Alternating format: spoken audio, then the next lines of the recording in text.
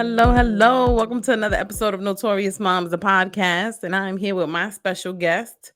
What up, guest? Introduce yourself. What's going on, Notorious Momz podcast? I'm your man Victor from the Liquor Talk podcast.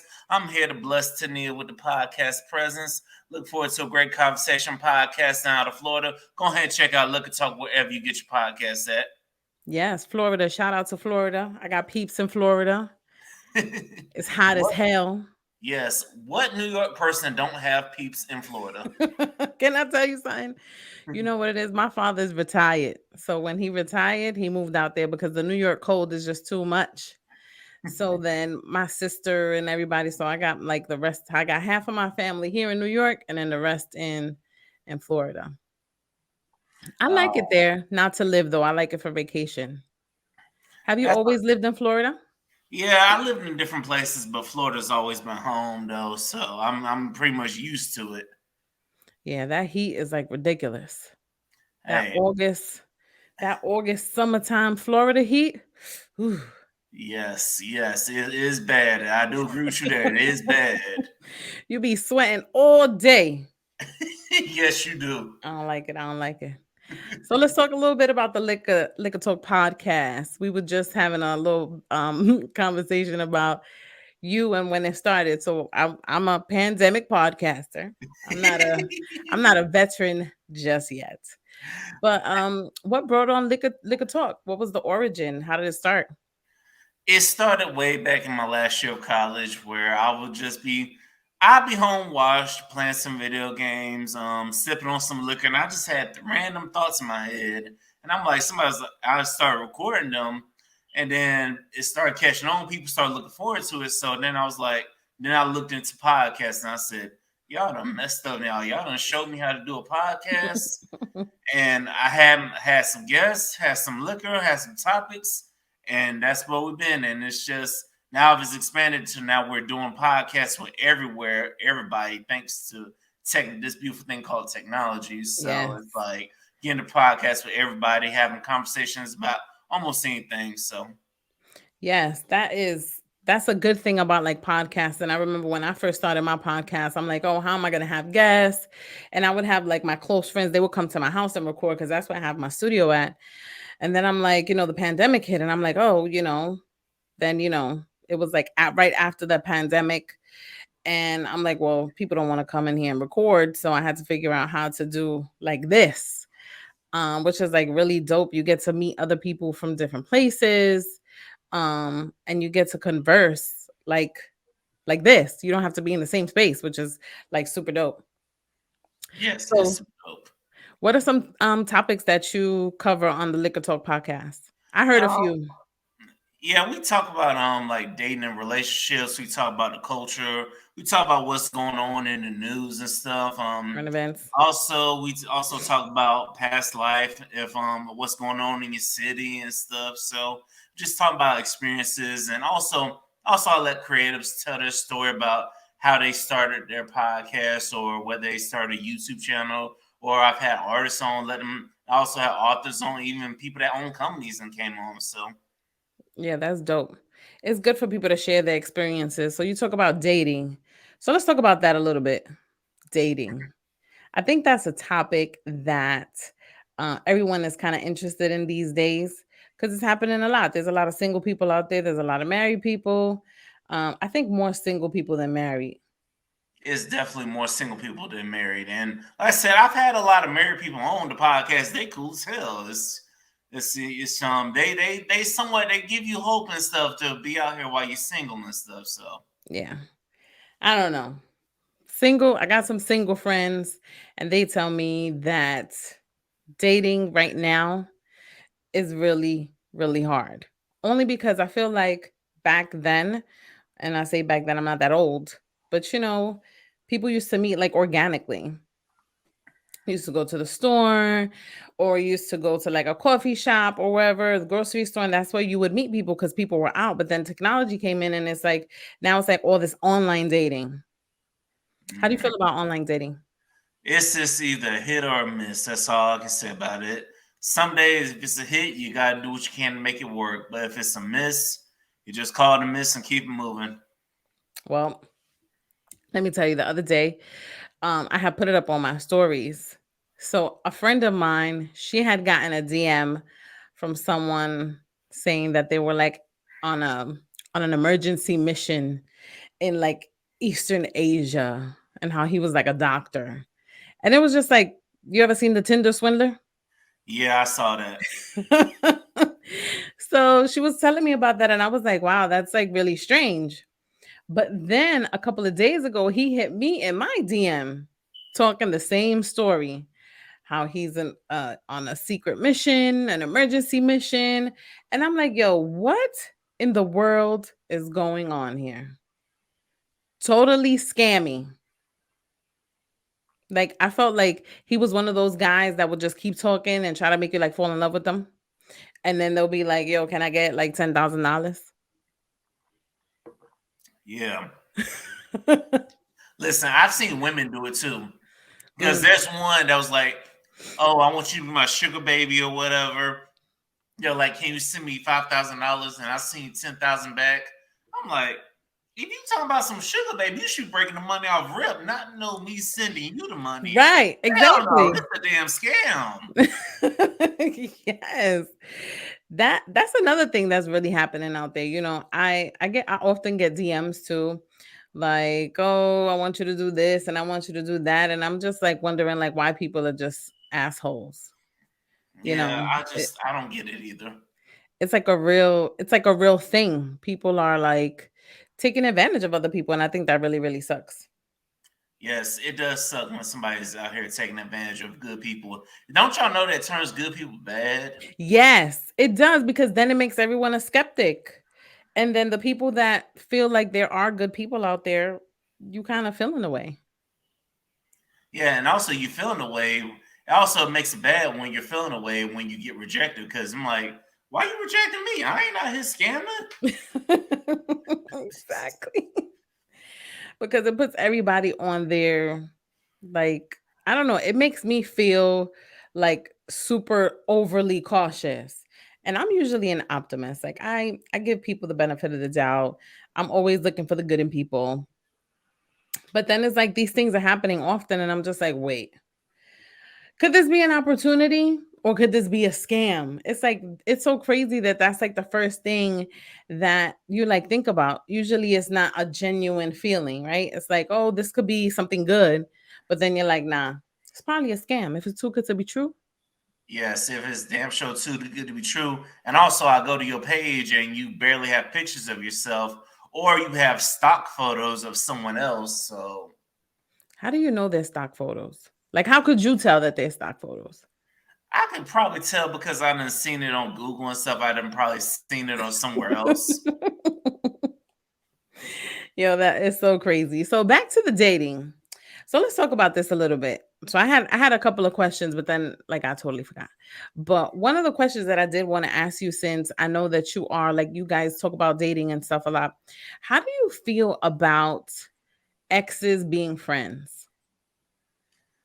I feel like if people are mature enough and it was years ago, I feel like it can happen, but I feel like if it was years ago, then probably it could happen. But if you just broke up and y'all back to being friends, no, because somebody has some damn feelings. They're gonna have good feelings or bad feelings. They're gonna have some kind of feelings. It's like you're gonna feel some type of way if you see that person with somebody. You're gonna all of a sudden want them back, and guess what? That person might not be strong enough to say no because that's what keeps a lot of good people single is that ex that still keeps in contact with them. Because as soon as somebody starts talking to them or it seems like they about to move on, that's when the ex just pops in and hits them up and they'll start selling them a dream. And because they're already somewhat comfortable, Yeah. they'll go ahead and buy into that ex. And then about 30 days later, then you realize the ex is on the same bullshit. They only said that just to keep you from moving on. I think that's very selfish of people. So I agree with that. I think that if it was an ex from a really long time ago, sometimes you can be mature enough to like have a friendship, right? Because when you started dating someone, you you had a friendship. Usually it starts off as friends. You don't just jump into a relationship, I mean, for the most part. But if it's like 10 years ago, 15 years ago, Like, why not? Right? But some people still have a problem with that because they say, with what's that saying? Where there's flames or where there's smoke, there was fire Hmm. or ashes or whatever. You know what I mean? There's always still something lingering. Like I have a couple of friends of mine that were my exes that I'm not interested in anymore, but we have like a really good friendship. We talk, we have conversations and it's just like super like chill. It's not even like, oh, hey, what you got on? Or, trying to get back, but we're still in each other's lives and just to say what's up. But some people have issues with that. I think it's an insecurity thing. It's definitely an insecurity thing. And also it tells people you gotta look at yourself in the mirror like, why am I so hurt by this? Why am I so triggered by this? Because it's something you haven't healed from. You gotta go by a Mm. person's actions nowadays because it's like I'm like you to me. I do give people the benefit of the doubt. So what, you keep in contact with your ex. It's like y'all might be friends or something. So I don't want to ruin that because I need you to have a life outside of this relationship or whatever Right. we're building. So and it's like, if that's a friend, then so what? Because people will tell on themselves if you around here still smashing your ex, you will tell on yourself because as smart as people think they are, they do make some dumb mistakes. And guess what? That's when somebody finds out about Speaking of dumb mistakes. it. So, what has been the dumbest mistake that you have made in a relationship? I think the dumbest mistake I've had made in a relationship was probably not speaking up and saying how I felt. Because the situation was somebody got mad and they said how they felt and whatever, and I just let them leave angry without me telling them how I really felt. And it's like maybe if I explained myself and told them how I felt, maybe it could have helped the situation out. But sometimes you give people the doubt. If someone shows you a sign that they might be done with you, it's probably they are done with you, and they're just probably holding you on for ransom, holding on to you for ransom to try to lure in who they really want. Because I don't know what it is about this society, but I guess people feel like if they're taken, they're a little bit more attractive. So I'm like, I don't know. Yes, that I think that always has been a thing. Like I've spoken to other people and I've had conversations with people like about why married men or married women seem more attractive. And I've gotten a lot of the same kinds of like conversations from some people. Like the men that date married women is because they didn't want to be in a committed relationship. So they're dealing with a married woman and she goes back to her husband. So, they have fun and they don't have to commit. And it's the same thing vice versa. The married men, they go back to their wives. So, and it's also like I heard it's like a challenge. You know what I mean? There are women and men out there that are, actively seeking to like destroy marriages. Now, I don't know if a third person can actually do that because I feel like, in my opinion, if a marriage is strong, nobody can intervene in that. But there's a lot of temptation. There is a lot of temptation, and it's like, and a marriage isn't strong if you fall for that temptation. Because I do believe, unless it's discussed that y'all can have side people and stuff, then we'll call it an open relationship. But Right. it just goes back to the dynamics of the relationship. But your relationship got to be strong enough to where you can avoid the temptation. Because if you can't avoid that temptation, then your marriage ain't strong. Right. And how do you think people could avoid temptation? Like, I mean, I know speaking for myself, it's a I'm the type of person, if I'm happy in my relationship, there's nothing that anybody can do to like change my focus of my relationship. You know what I mean? Because I'm the type of person that if I'm giving my all to one person, that's all I need. I just need one person. Because how many people you need? Yeah, Like, I agree with that too. Like I just need one person. You know what I'm saying? If that one person is doing everything they need to do, then right. what's the point of having a side person? Because the side person, the only thing they feed off is like, oh, you're the side person, and also there ain't no way in hell you gonna be in a relationship with them because they're gonna think you cheated on her with me, and now I got you, so now I gotta look behind my back because you might be looking for my replacement. It's like they say, you get them how you lose them how you get them. Oh Lord, I've heard that so many times, and it is to be true. I've experienced that, so I know, and I feel like that really sucks. Because honestly, you do. You get them, you lose them how you get them how you lose them, or you lose them how you get them. Is that you Yeah, lose them you how you get lose them, them right? how you get them. Because people are just. I feel like we're human beings, and there's some people out there that are just greedy. That's what I call it. It's pure greed, because why do you want to continuously like be in a relationship with someone but then be on the side doing whatever you want to do? For Yeah, that, just be single and date and do whatever you want. But there's some people that really like to be in a relationship and cheat. those people, they need help. They need to go seek a therapist. They need to They see need what it is. Jesus. Like, what the hell is it that you want to get into a relationship with somebody just to cheat on them? If you're gonna do that, you might as well stay single and just go be a hoe and save the people and stop turning the good people bad, because this person, they're gonna be hurt and they're gonna be feeling some type of way. And guess what they say? They say hurt people hurt other hurt people. So you never know. Some people might take time to heal, or some people might take time. They might not even take time to heal, but they'll get up under somebody and then hurt them the way they've been hurt for no Yeah. reason. Yeah, I think that yeah, healing from a past relationship is it's an ordeal, and it takes a really long time.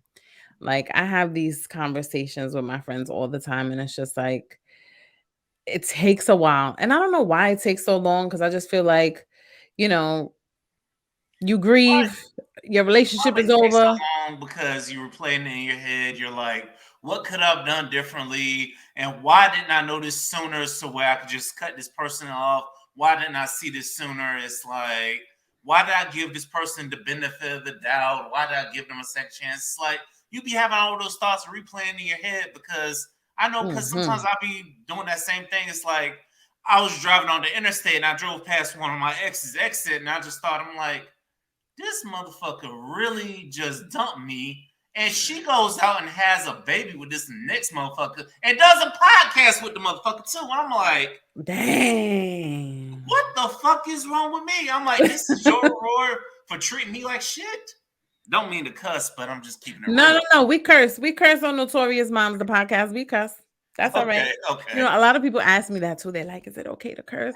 Because you Hey, hear I can. Notorious Moms and you think, you know, it's like my podcast is geared towards the mommies, but I'm inclusive to everybody. And we cuss. Mothers cuss all the time. I know I do. Yes, mother's cuss. I talked to my mom earlier today. She was like, "Son, I love the hell out of you." I'm like, "I love the hell out of you too, mom."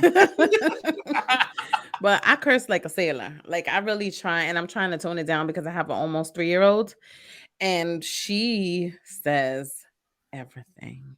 She Oh repeats Lord. everything. So we in our home are trying to get it together and chill with the cursing because it's bad.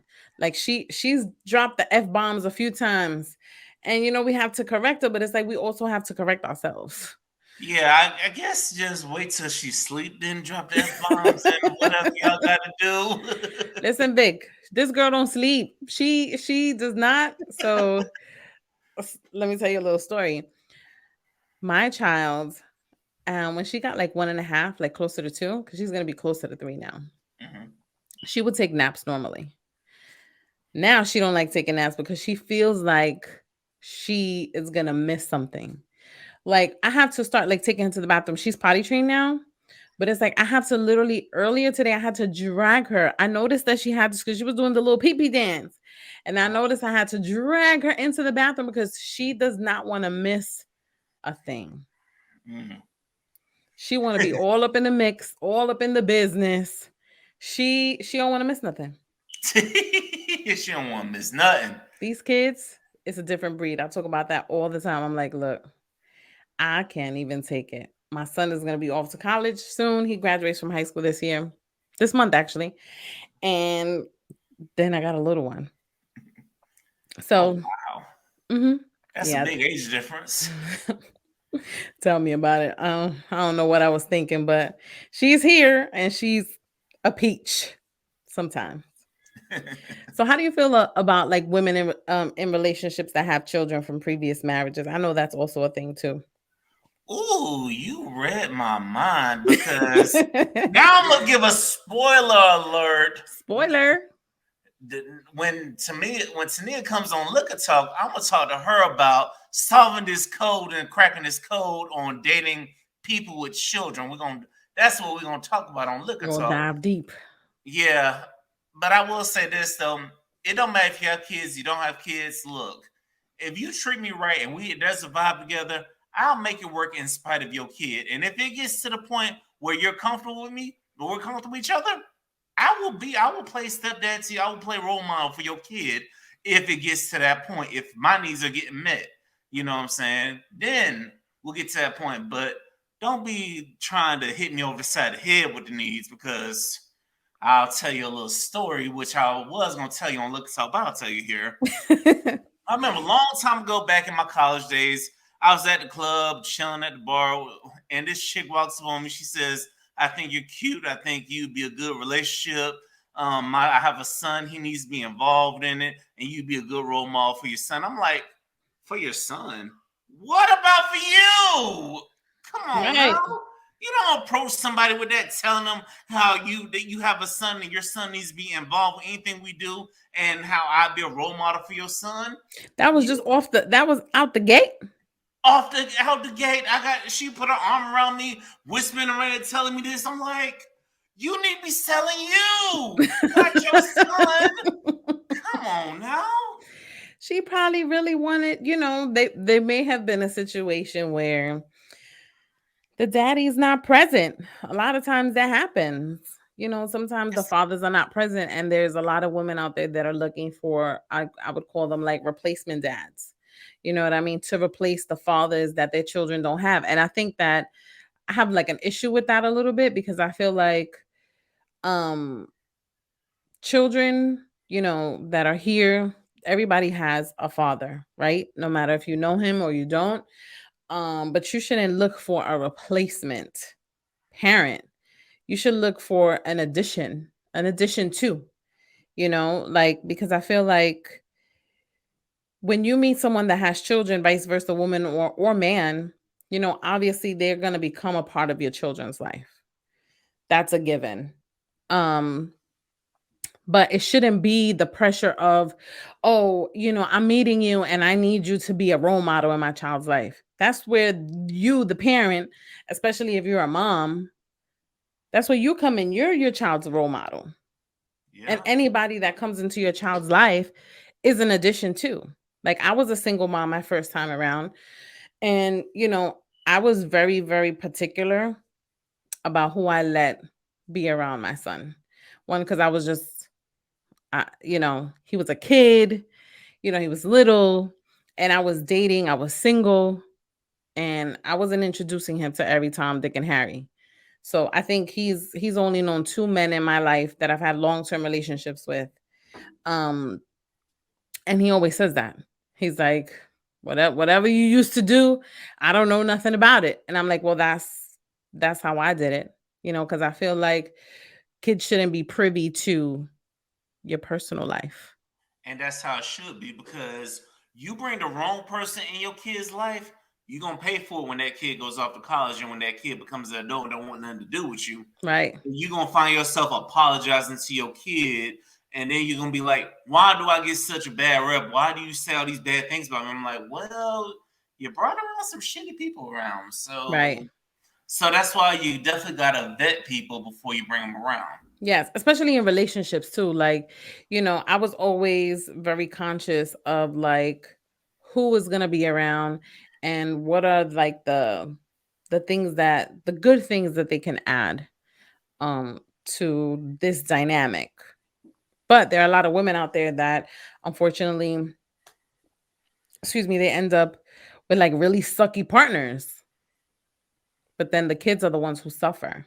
Yes, they are. The kids do suffer the most, and it's like, and they suffer right along with them kids because it's like if you treat my kids like shit and you treat me like shit, Why are you staying put? I don't give a damn if you paying all the bills. No, you It's gotta do hard something. though.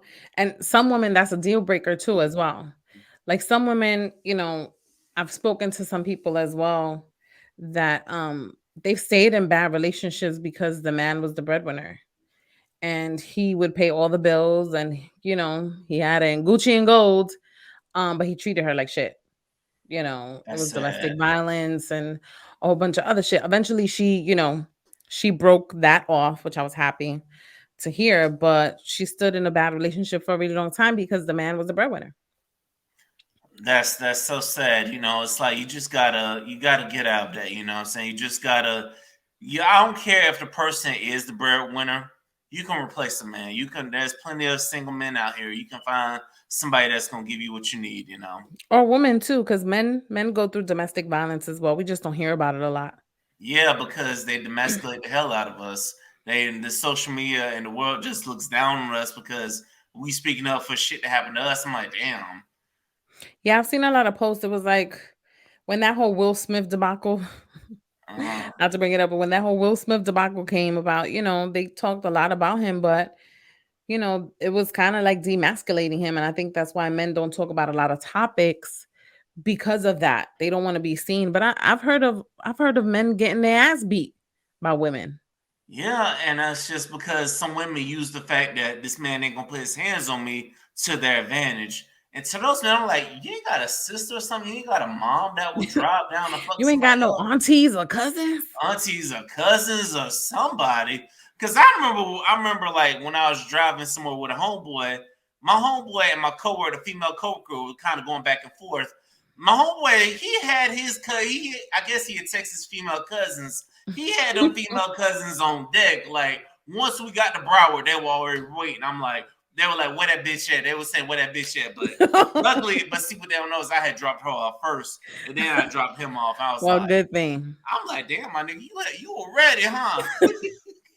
I'm sure he was mad. We try not to condone violence, but sometimes people need their ass whooped. I mean, I'm Yeah, just saying. that's true. That's damn sure true. That it's just there's a lot of people that need their ass whooped. But unfortunately, I couldn't call certain people in time. But like I said, I don't want to be one of these people that are known for domestic violence. So Right, right, right. Yeah, that's sometimes the you other just thing. yeah, just take the high road sometimes. I always try to do that. I think that communication is definitely key, especially like as getting older. Like in my 20s, I was not a really good communicator, but as I got into my 30s, is I think it's really important to communicate, like to talk. A lot of people don't like to talk because it shows your vulnerability. A lot of people don't like to be vulnerable. And I think that's one of the issues where people have problems in is because, especially if you're in a relationship with someone, you have one person that's afraid to be vulnerable. They may be one that's too vulnerable. You know what I mean? And it's like a push and pull kind of thing. Yes. And when it's a push and pull kind of thing, that's when you gotta just cut the ties loose. Like, look, I'm not relationships are 50-50. If it's Yeah. 100% me going hard and you're not doing nothing, you just gotta get to the point. You gotta be selfish and be like, no, I didn't sign up for this. We can just go our separate ways right now. Yeah, sometimes I think you do have to, and I concur. Sometimes you do have to be selfish in a relationship because when you are the person that is doing the most, then what about the other person that's in a relationship? Mhm. Obviously, you're in a partnership with someone because you have someone that is bringing something to the table, you know, someone that you can share something with. But there's a lot of people that like to take advantage of that shit. A Yes, lot. they do. Yes, they do, and it's just it's like you take advantage of it, and then that person that's getting taken advantage of, they get fed up, and they just, you know what, you kind of ruin them for the next person. So, Victor, Yeah, give me some tips for some single people out here. What are the three things that you would say to your single friends? my number one thing is to single friends is just be yourself and just be who you are, no matter what. Don't hide behind no damn picture. Just be you. Number two, hang in there because this single shit is tough. So I would Hmm. definitely tell them to hang in there. And number three, when you find someone real, you do what you can to hold on to them. But If that person shows you that they're not, hey, get rid of them. That's a whole fact. And I wanted to ask you one more question. How do you feel about the dating websites? The dating websites, like I said, they're hit or misses. It's like they're hits or misses. It's like, you Did I ask just you got. that already? I think you did, but I'll just say this: it's just you got to be prepared for the best. You hope for the best, but you prepare for the worst. So I've seen it all. So it's like it is what it is. Do you have any like preferences? Like, do you think there's some that are better than others? Honestly, they all the same. You see some of the same trash people on one and on the other. I'm like, didn't I just see your profile on another website and you don't like the reply? I'm like, okay, uh-huh. I remember when I used to be like on MySpace. You remember MySpace Oh and yeah, Black Planet? Those were oh so much yes, fun. yes. Bring back. They weren't like dating sites, but it was more like it was kind of like the social media back then than how it is now. Yeah, I liked it better back then. I felt like it was more genuine.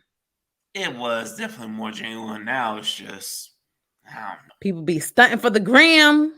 Yes, people be stunting for the ground. They be stunting for all them things. Well, Victor, it was so nice chatting with you. Tell the people where they can find you. You people can find me on Liquor Talk Podcast. That's the Instagram. That's the Facebook page. If you want me, the person is Instagram Real V Jones. Twitter is also Real V Jones as well. If you want Liquor Talk, Liquor Talk Podcast is everywhere on Spotify, iHeartRadio, on YouTube. Also, you can catch this pretty lady on Liquor Talk this week as well, y'all. So Yes. y'all get ready for it. I'm looking forward to it. I can't wait. Yes, I can't Well, wait to have you everybody, on y'all here. have a good night. Thank you for coming on, Victor. It was a pleasure. Thank you. Bye. Doses.